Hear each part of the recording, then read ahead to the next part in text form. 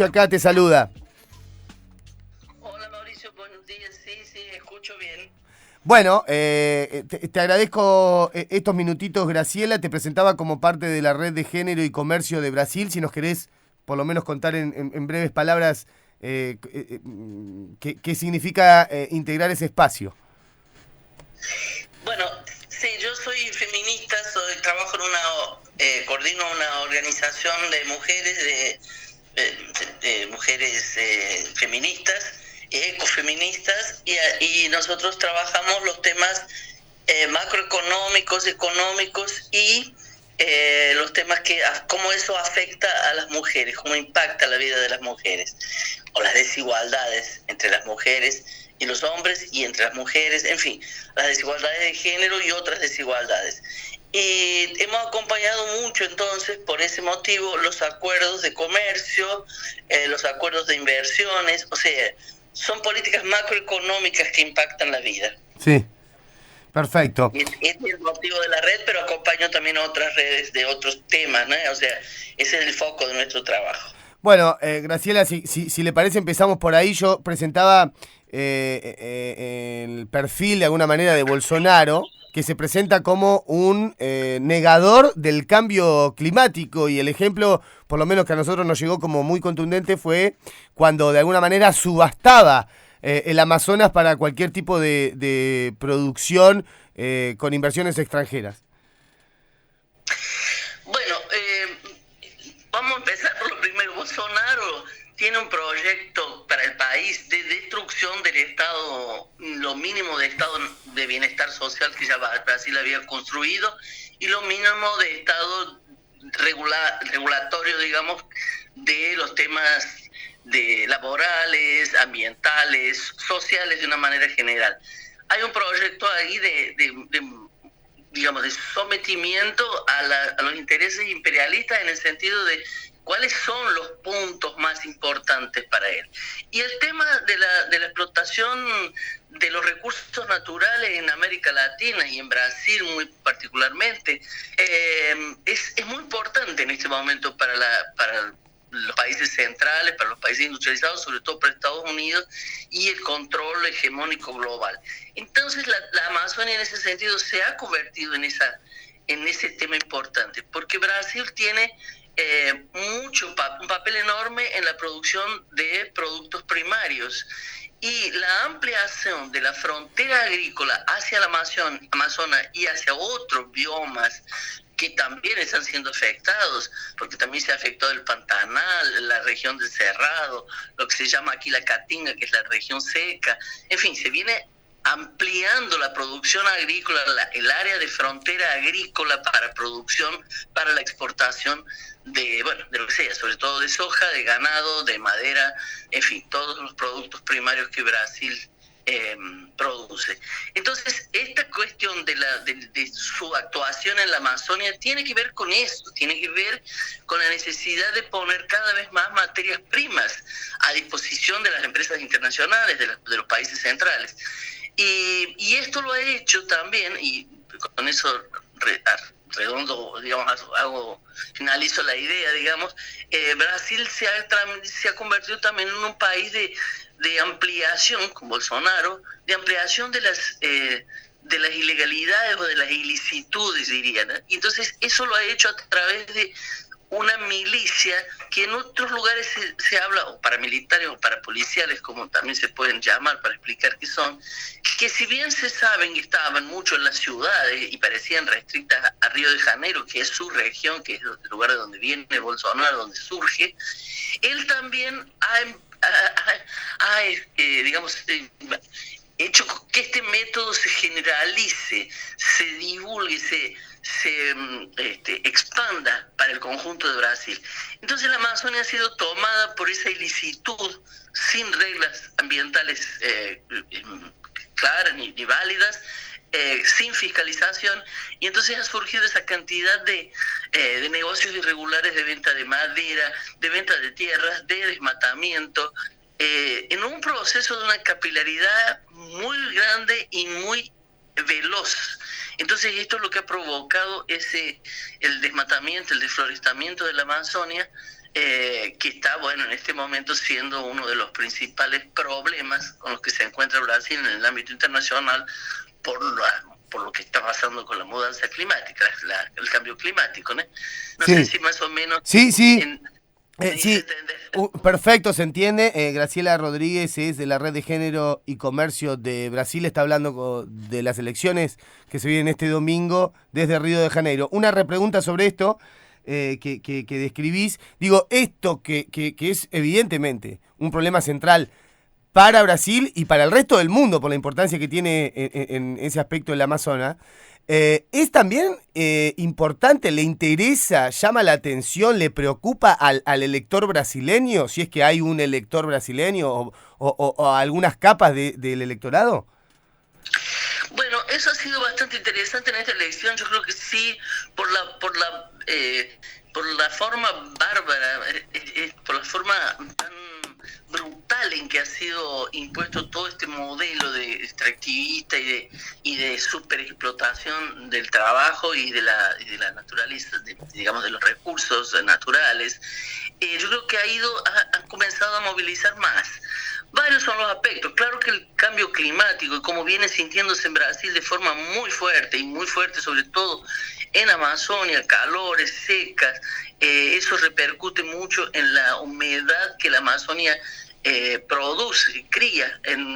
No sé si se sabe esto, pero bueno, la gran floresta, que es muy extendida, es muy grande, produce una evaporación que ha producido lo que se llaman ríos voladores. Esos ríos voladores son, digamos, son como camadas en la atmósfera que corren hacia el sur, inclusive afectan a Argentina, a Paraguay, Argentina, porque son grandes masas de humedad que corren hacia el sur de Brasil y hacia el Chaco, en fin, ¿eh? Entonces esto está creando muchos problemas, inclusive para el propio agronegocio, para el negocio de la producción de soja, porque está disminuyendo la cantidad de lluvias en esos lugares, ¿no? Que son los centrales para la producción sojera de América Latina.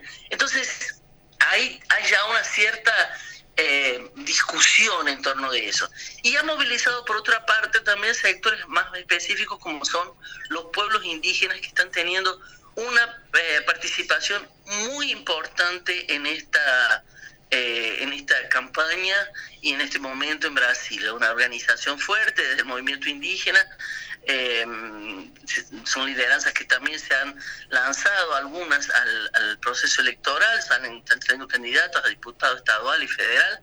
Entonces han provocado también una cierta mayor discusión y conciencia. No es general todavía, no digo que sea materia corriente, pero ya viene movilizando mucho por las denuncias internacionales que se han hecho y los movimientos que también en Europa sobre todo han sido muy atentos y para denunciar todas estas situaciones. Sobre todo un acuerdo de comercio, que es el acuerdo Unión Europea-Mercosur, Sí. que no afecta solamente a Brasil, sino hasta el Mercosur todo, está siendo bastante denunciado por eso, porque el acuerdo justamente va a impulsar la producción agrícola para exportación, y esta expansión de la frontera agrícola tiene a ver con ese acuerdo. Entonces esto sabemos que va a crear impactos enormes, no solo en la industria, no solo en el agro y en la Amazonia, sino también en la industria y en otros sectores, claro. Pero este ha sido un punto muy denunciado desde Europa y aquí también por los movimientos sociales. Entonces, bueno, hay como ya mayor conciencia por lo que me preguntabas, digamos, ¿no? Sí. No digo que sea generalizada, pero ya se nota una mayor preocupación con el tema. Sí, evidentemente parece, Graciela, que eso tiene que ver con empezar a sentir el impacto del cambio climático palpable, no como una cosa que va a pasar, Sí. sino como que está pasando, ¿no? Sí, totalmente. Te quería preguntar varios comentarios o consultas, te las hago todas en una y vos me elegís por dónde contestar. Primero, la importancia regional que tiene para Brasil, digo, para América Latina, como una de las para mí la gran potencia de cara también respecto al resultado que tenga para las elecciones en Argentina del año que viene, como un punto. Segundo punto, como lo polarizado que está el electorado respecto de uno o el otro y con altos porcentajes de intención de voto tanto para Lula como para Bolsonaro. Alguna información que nos llegó y que contamos recién, daban a Lula como triunfante en primera vuelta, habrá que ver. Y después, ¿qué importancia te parece a vos que tiene en particular en el sentido histórico estas elecciones? Bueno, tal vez empezar por la última porque creo que eso es bastante interesante de mencionar.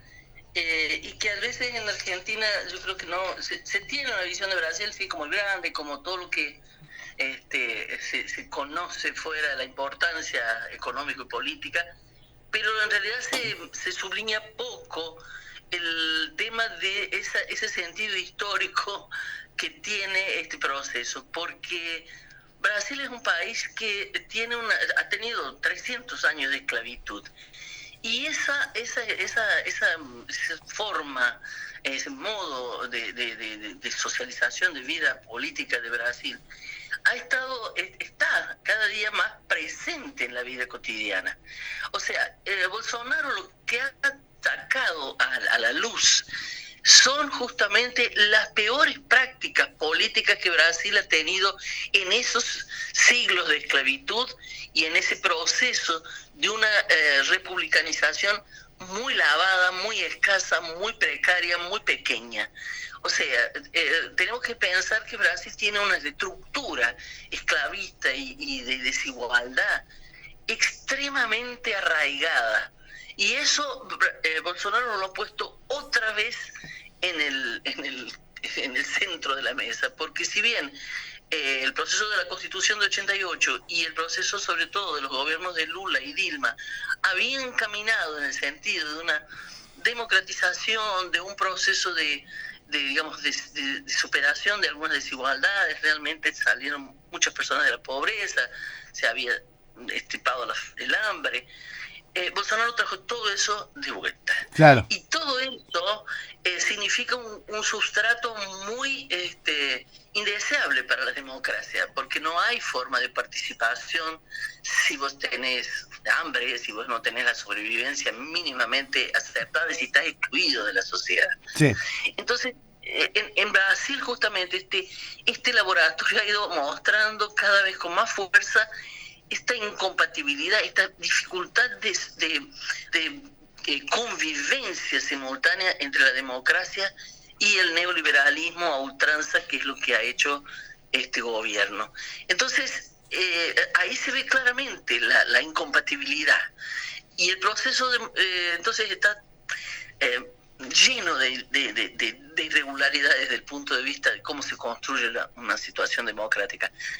A comenzar porque, bueno, y ahora llegando más cerca, a comenzar porque este gobierno surge de un golpe.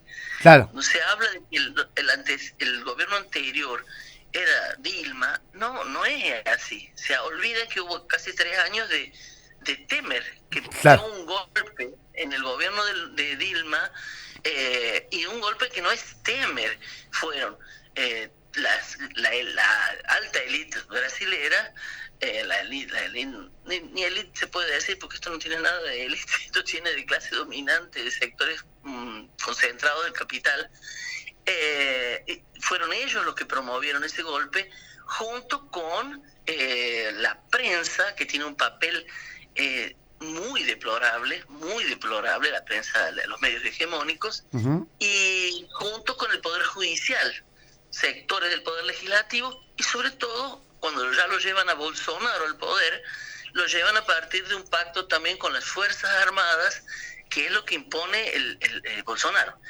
Y es un pacto que se puede mencionar en estos términos, estos sectores, pero es un pacto que se sella también con un Bolsonaro miliciano, con un sector de esas ilicitudes y de esas y de esa falta, digamos.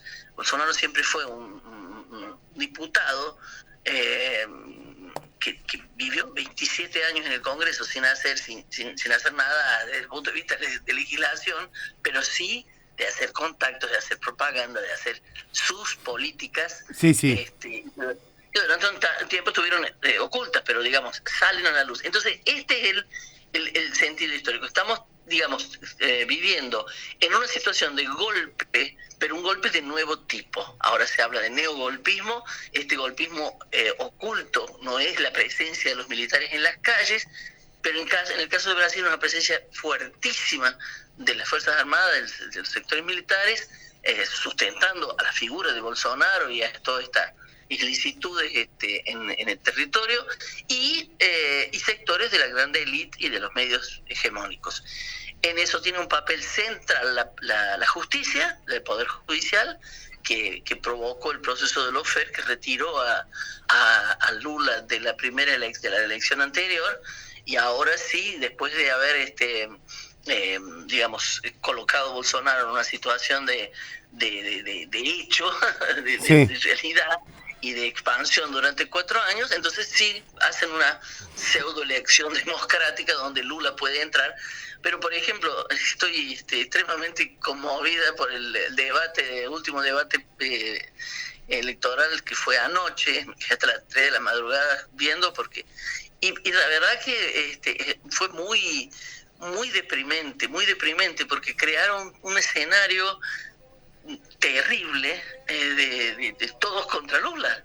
Entonces fue bastante duro de ver y de oír, porque no por Lula, que Lula se trató de mover como siempre, que ya tiene mucha habilidad para los debates, y eso después de tantos años, pero está el masacre, está la pobreza del resto en términos de para dónde llevan el debate en ese esquema, que entonces se ve un espectáculo deplorable, triste, horrible, porque un despreparo, en fin, muy feo. Pero bueno, entonces lo que viene en ese sentido histórico, te digo, es la superación de ese golpe, que no se va a superar así tan fácil. O sea, esto es lo difícil de estos neogolpes, que no se ven, que no se explicitan, que nadie habla de ellos. Lula ayer dijo el golpe, pero digamos, es como que es una palabra que aparece en el medio del discurso, no se explica qué fue todo esto, ¿no? Entonces hay una dificultad ahí en que no se va a superar democráticamente esta instalación de este neofascismo que se viene sumando cada día en Brasil. Entonces, ese es un parte de la problemática. Y lo que me decía, bueno, la polarización es justamente por eso, porque se han creado toda una serie de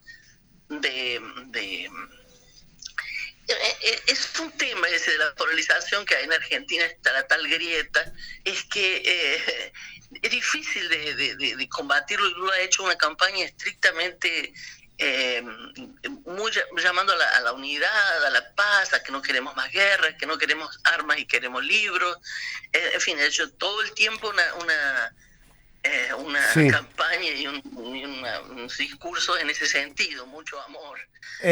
Graciela, permitime enfocar un poco la repregunta. No, está perfecto, pero digo, quiero como puntualizar la pregunta respecto a la polarización. Desde el punto de vista en el que, por lo menos acá está sucediendo en Argentina, y pudimos leer que algo así también podría pasar en Brasil, de que por ahí esa polarización, que evidentemente, obviamente, no es lo mismo Lula que Bolsonaro y hay un abismo de diferencia, después el plan económico se parece bastante. Incluso me señalaba acá un oyente de la radio que Lula llevaría a un funcionario del área de economía de Temer, como que después, y pasó en el Frente de Todos, la política económica es bastante neoliberal, parecida a la de Macri, la que está haciendo ahora Alberto Fernández. ¿Podría pasar eso, o ves que pudiese pasar eso si ganase Lula y en fin, la política económica, ese neoliberalismo no se cambia? Bueno, el neoliberalismo es triunfante en este momento en todo Occidente y es caballo de batalla de la manutención del imperialismo con la dominancia hegemónica de Estados Unidos. Entonces lo que van a hacer para tratar de seguir imponiendo, a pesar de que está llevando a niveles brutales de concentración de la riqueza y de aumento de la pobreza y de cambio climático y de otras cosas más gravísimas, hay una fuerza muy grande de las derechas internacionales y esta derechización del mundo, esta forma de imposición de las nuevas derechas del fascismo en varios países, en Europa, en Estados Unidos, con Trump, y en fin, aquí con Bolsonaro no es nada casual, es un proceso muy orquestado y muy difícil de enfrentar. Creo que, claro, Lula no va a hacer los cambios que uno desearía. Evidentemente, no se trata del avance de una propuesta de derechos, es el freno a un masacre, a una catástrofe, al horror. Que es la diferencia. Tal vez claro. así lo han vivido de una forma un poco menos barbarie, no sé si puedo decir eso, pero en fin, hay como niveles y grados tal vez, ¿no? Entonces aquí lo que se trata no es que Lula va a poder hacer el gobierno de nuestros sueños, ni mucho menos, sino tal vez parar un poco el desmonte del Estado, la desorganización de todas las políticas y pase lo que pase, digamos, que dejen el laissez-faire, el dejar hacer lo que sea al mercado, ¿no? O sea, es un cierto freno, es simplemente eso, yo creo. No es que las políticas van a cambiar de grado. Hay algunas que sí. O sea, hay que ser un poco... Yo ya, en fin, milito la vida entera, trabajo con estos temas de la vida entera, ya llevo tantos años, vivo aquí justamente porque salí de Argentina por el otro golpe, por el golpe de...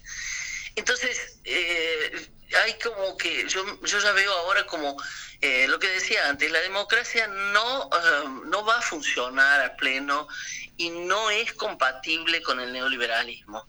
Algunos elementos de esas democracias frágiles, débiles, nos permiten crear brechas, crear caminos, crear salidas pequeñas, y creo que va a ser esto lo que va a suceder. O sea, si él consigue recrear el Ministerio de la Mujer, crear el Ministerio de los movimientos indígenas, crear un proceso de combate al racismo en algunas instancias y sobre todo en instancias institucionales.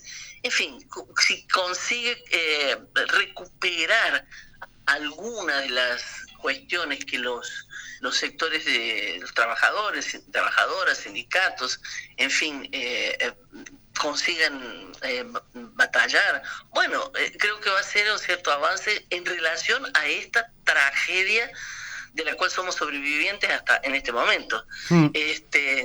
Entonces, no puedo decir que sea estrictamente neoliberal, tiene muchos elementos de neoliberalismo, pero puede llegar a frenar algunos aspectos del neoliberalismo extremo, como por ejemplo la privatización del Banco Central, no sabemos qué va a pasar, la recuperación del BNDES, el Banco de Desarrollo, que puede significar algún tipo de apoyo a ciertos sectores de la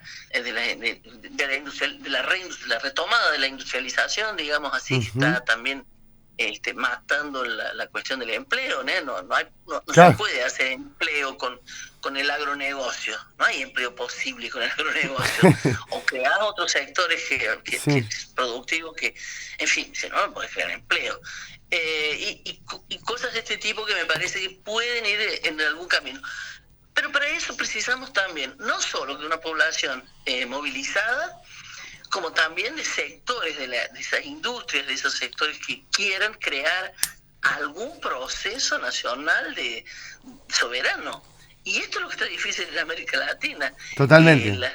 Los sectores dominantes han abierto mano de un proceso soberano y autónomo para caer en los brazos de las cadenas globales no solo de producción, que si fueran de producción son de producción primaria y de financiarización, o sea, la bicicleta, como se decía en Argentina, la financiarización completa de las economías. Entonces, en ese escenario, por eso vuelvo a decir, para mí son incompatibles la democracia con este proceso. Es un proceso brutal de concentración de la riqueza que no puede convivir con procesos de participación de la sociedad, de la masa. Hay que imponer un modelo de explotación a ultranza, tanto de los trabajadores y trabajadoras, cuanto de la naturaleza, los recursos de minería, de para el agro, madera, etcétera, etcétera. Entonces lo veo un poco así. Muy clarito. Muy el clima, digamos, el clima social, el clima de vida, esta opresión permanente que estamos viviendo, espero que eso por lo menos sí puede mudar o dar alguna cierta tranquilidad un poquito mayor, pero no, va a ser dificilísimo. Y con lo que me preguntabas del papel de Brasil, de la importancia de Brasil, hay mucha conciencia de eso, hay mucha conciencia en Lula, sobre todo de la importancia de la integración regional. Se ha empezado a discutir, estamos discutiendo ahora ya el tema de conversando, porque ya lo hemos discutido tanto tiempo, pero conversando mucho sobre la posibilidad de la retomada de la industria y también de la retomada que es necesaria que se haga a nivel regional. Y esto se tiene que tomar en serio, porque si no, no va. Pero al mismo tiempo sabemos de las dificultades enormes, Graciela Rodríguez es a quien escuchan del Red de Género y Comercio, desde Río de Janeiro, haciendo este análisis de las elecciones en Brasil. La última cortita, ya te robamos mucho tiempo y la verdad que hay un montón de cosas para analizar de lo que has dicho, Graciela. Y de última será de cara para las siguientes elecciones, y no esta, que la tenemos ya demasiado encima. Pero pensaba que Bolsonaro y Lula son dos candidatos de dos adultos mayores de edad, ¿no? Digo, ¿no se ha construido algo más nuevo, algún poder y algún candidato que asome, digamos, en esta línea de lo que vos describís, que podría ser algo más amigable con las minorías, el ambiente y la verdadera, el verdadero proyecto nacional del país? Bueno, todo lo que están haciendo en el ámbito de esta campaña, que es muy bisagra de lo anterior al futuro, digamos así, ¿no? O sea, hemos pasado casi diría no sé si puede haber más fondo del pozo que lo que tenemos ahora, pero bueno, ha habido una queda tan brutal de la vida política que de aquí en adelante se puede cambiar mucho lo que venga, ¿no? Y creo que hay bastante más conciencia. Esta situación creó algunos debates en sectores de la intelectualidad, de la izquierda, de los movimientos sociales, que va acercándose a pensar nuevas propuestas. Estamos todavía muy digamos, pensando y focados en enfrentar al fascismo, pero yo creo que hay que pensar en nuevas formas de mirar para la realidad, de mirar los cambios en las estructuras de clases, la informalidad, los trabajadores que viven por su cuenta, que están completamente endeudados, y sobre todo las mujeres endeudadas, y eso significa una nueva forma de la explotación y una forma de mantener la domesticación de los sectores trabajadores. Entonces hay que pensar en tanta cosa que no te diría que está fácil salir, pero creo que hay lideranzas interesantes. Hay muchos candidatos en este momento a diputado federal, a senador, que tienen algunas posibilidades bastante promisoras, digamos así, de crecer en sus lideranzas. Pero bueno, esto será parte del juego político, creo yo. Ahora la única lideranza que significaba una real chance de sacar a Bolsonaro era Lula, a pesar de que Lula está haciendo un esfuerzo enorme, personal, inclusive porque ya tiene 76 años. Claro. Bueno, él lo hace convencido de que era necesario, que él tenía que salir a enfrentar esto, ¿no? Graciela, no sé si te gustaría agregar algo más. Te agradecemos todo este tiempo, ese minucioso análisis que deja un montón para pensar y para seguir trabajando en esas líneas que tiraste. Gracias. Bueno, mira, les agradezco a ustedes. Cualquier duda y ahora en las elecciones esperamos que el domingo tengamos una posibilidad de ganar en primer turno, porque si no, si tiene que pasar para el segundo, las presiones sobre Lula para todavía neoliberalizar más su discurso serán enormes, porque claro, para darle algún apoyo de los sectores que están afuera hasta ahora de la campaña, va a haber esta presión. y entonces creo que sí es que la hay, y si no, en realidad podemos pasar por la pesadilla de nuevos ataques, de nuevas violencias, de nuevas fake news, fake facadas o fake todo, y no llegar en el segundo turno. Esto me preocupa muchísimo. Yo no soy una de las personas más convencidas y más optimistas con él. No es un problema de optimismo, es un problema de la realidad que estoy viendo. Hay muchos elementos todavía que son amenazadores. Pero bueno, estamos con mayor fuerza y animación y expectativa. O sea, vos decís que puede haber algún episodio que ponga en riesgo, digamos, el procedimiento democrático de las elecciones. Sí, no creo que ahora en el primer turno, aunque sí, no descarto absolutamente nada. Claro. Esta gente ha hecho el proceso de golpe desde los años 2000. Creo que comienza en 2013, 2014 y lo han ido urdiendo. Entonces también es muy difícil imaginarse que lo van a perder así como así.